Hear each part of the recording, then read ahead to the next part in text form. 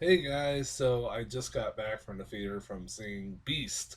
Um, I know it's Monday and it's been out for a few days. I've had a very fucking busy weekend. Just to give you an idea of my day in the life for me, um, with my new job, I every other weekend I am working Saturday, Sunday, Monday, 12 hours, 5 a.m. to 5 p.m. And it's exhausting, and I'm if I look exhausted, I am exhausted. And I was gonna go see this last Friday, but I decided it being my one of my days off and my only weekend day off, I was like, I'm just gonna take it, and just relax. I'm not gonna go to the movies. As like, even though I want to see Beast, it was a movie I wanted to see. I was like, it'll be there Monday. I'll go see it Monday. I'll catch up on that and Dragon Ball Super Monday and Tuesday, and that's the plan for this week. Um, but yeah, this is a movie I was looking forward to because trailers made it look pretty fucking awesome. I'm like, it's Idris Elba versus a bloodthirsty, hungry lion. Well, how the fuck you messed that up? I'm like, it looks like it's one of my. It's got a great actor like Idris Elba. It's got one of my favorite kind of films where it's a simple kind of movie where a man or and his family are being attacked by an animal, just being a lion, and out in the wilderness, and it's a survival movie, and it's I always kind of like these kinds of movies when done right. Obviously, when done right. Um, and this movie, boy oh boy, this is gonna be one of the weirdest reviews I've ever had in my entire life, done in my entire life. Because at one point, I will say this right off the bat, I love this movie. I fucking love this movie. I was entertained.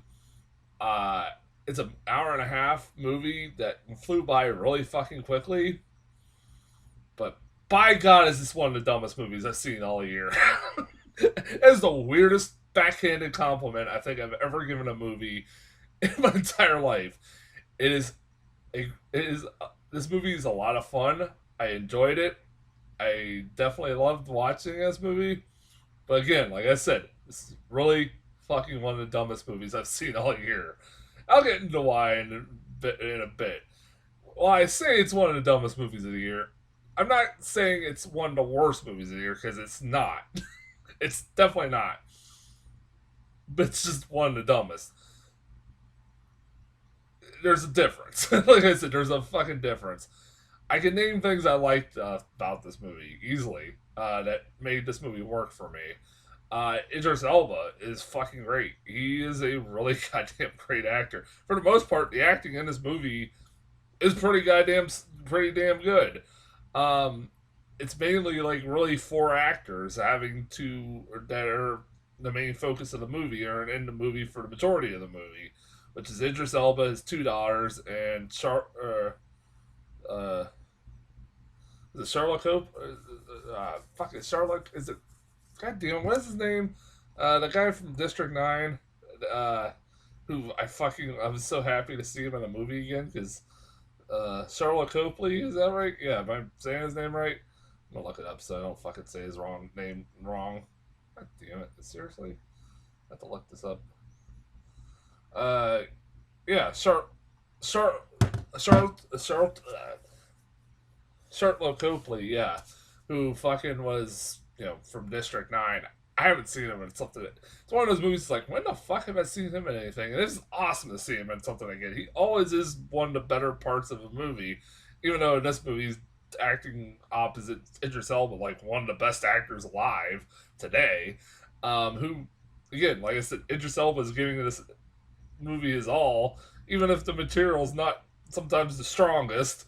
Um, he is this he is a really sympathetic character, three-dimensional character who is this dad who lost his wife to cancer, and they got separated, and his kids kind of like you know don't or resent him because they feel like there's particularly his oldest daughter resents him because they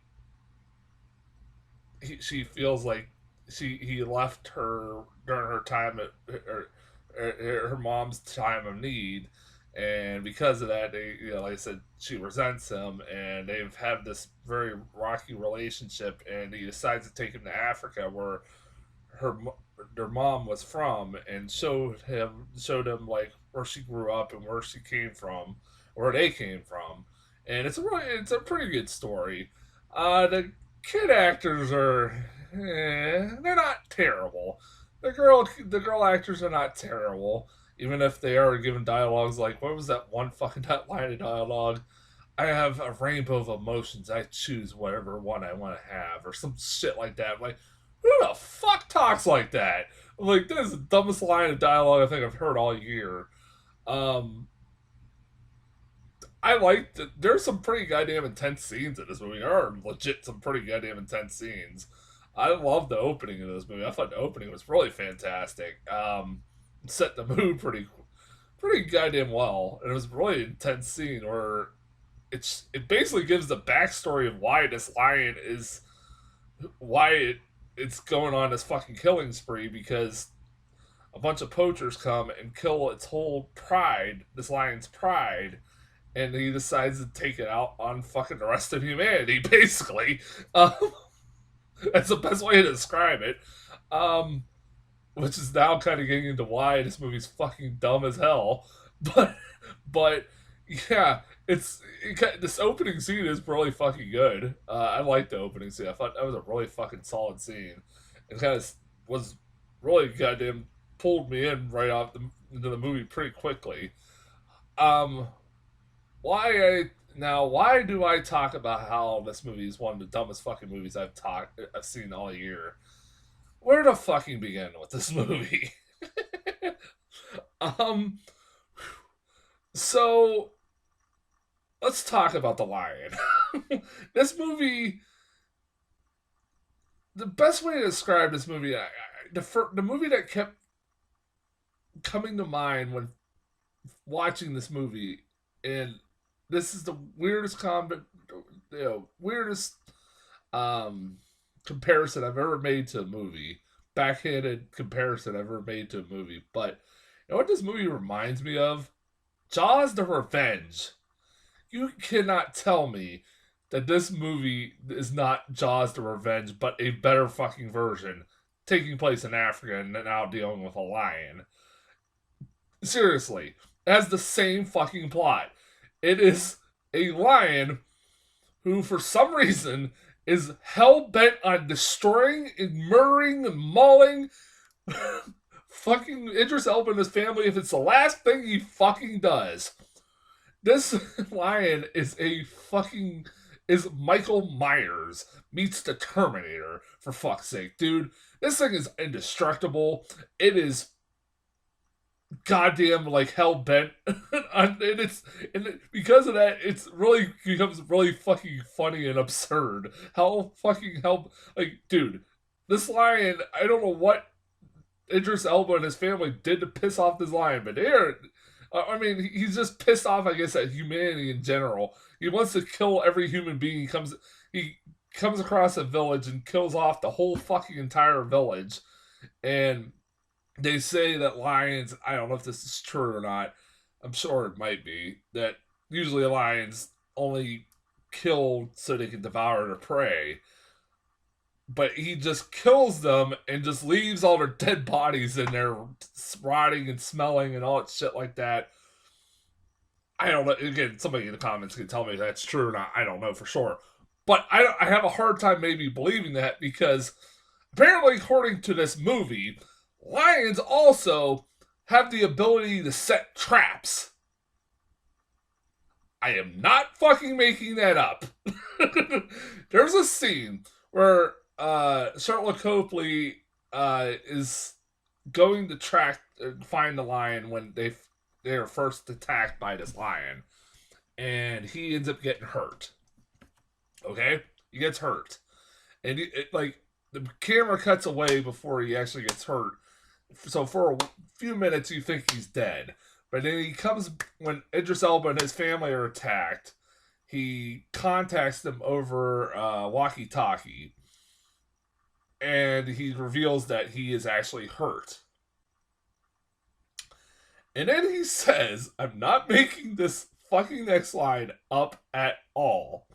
I swear on a stack of fucking Bibles, this happened. He's talking to Idris Elba and he says, oh my god, the lion's watching me. He's looking at me. I'm looking at it. He's looking at me right now. He's like, I'm bait. I'm like, what?